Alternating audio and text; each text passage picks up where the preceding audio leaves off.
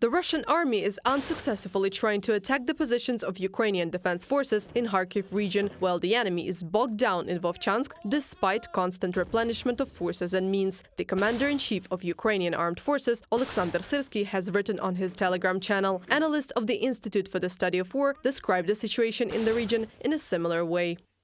Ukrainian forces recently regained lost positions north of Kharkiv city amid continued Russian offensive operations in northern Kharkiv region. Geolocated footage posted on June 13 shows Ukrainian forces conducting a counterattack and seizing positions along a windbreak just southeast of Glboke, north of Kharkiv city. Russian mil bloggers claimed that Ukrainian forces are counterattacking around Glboke, and one mil blogger noted that Ukrainian counterattacks are complicating the situation for Russian forces in the area. The Ukrainian General Staff reported that Russian forces conducted unsuccessful ground attacks near Glboke, Vovchansk and Tykhe on June 12 and 13, from a report by the Institute for the Study of War. NATO also doubts the success of the Russian army's operation in Kharkiv region. One of the alliance officials, on conditions of anonymity, told the press that the invaders probably suffered losses of almost 1,000 people a day in that region in May. According to U.S. Defense Secretary Lloyd, the Ukrainian armed forces have managed to strengthen their positions in Kharkiv region and slow down the enemy's advance, while the Russian army is unlikely to repeat the breakthrough attempt. Ukraine's forces are in a tough fight. In Kharkiv and elsewhere, the Kremlin continues to intensify its bombardment of Ukraine's cities and civilians. And Ukraine urgently needs more air defense capabilities to defend its skies. This is a critical moment. The stakes of this war are high, and Ukraine's survival is on the line, but so is all of our security. None of us would want to live in a world where Putin prevails.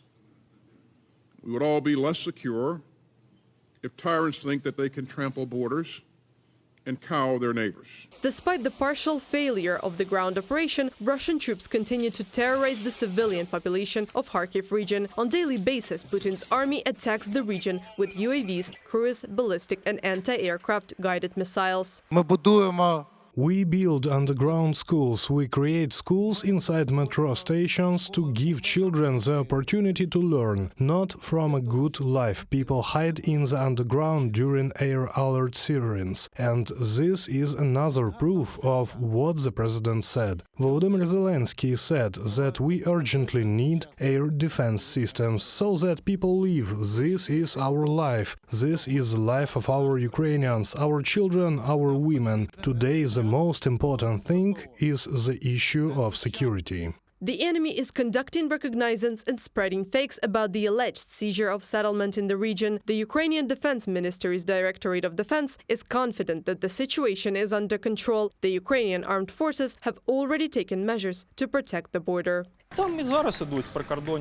There are still border attempts by the Russians, raids by sabotage groups and so on. But thank God, all the necessary measures have already been taken and there is no longer such a scale as there was before.